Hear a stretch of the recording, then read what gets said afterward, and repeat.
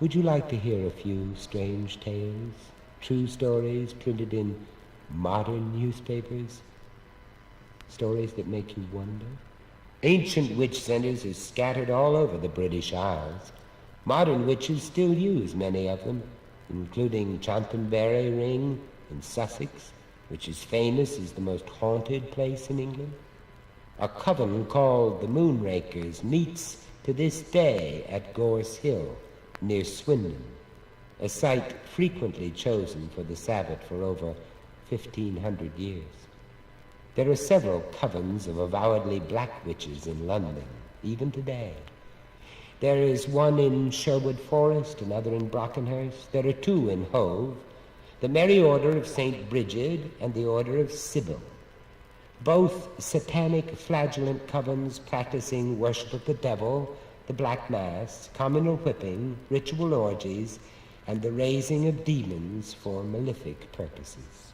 Not so long ago, a sacred chalice was stolen from an old church in Dorsetshire.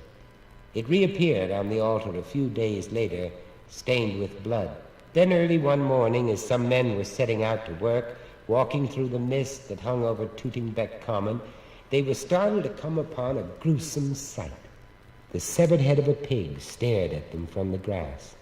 Around it, arranged in a mystic triangle, were 3 pagan wooden crosses, each 5 feet high.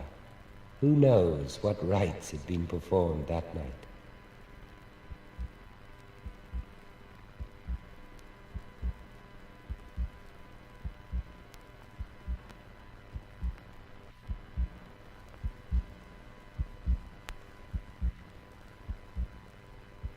Where does it all lead?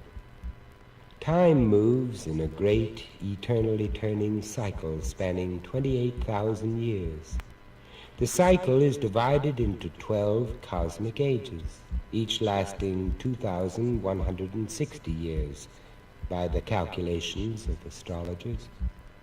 For some 2,000 years now, under the dominating influence of Pisces, mankind has been shackled by the belief that he was born in original sin, born to suffer, doomed before his life could even begin. This has been the dismal Piscean age of Kali Yuga, the age of darkness and despair. But now, are we on the threshold of the victorious age of light? Is this the dawning of the Age of Aquarius?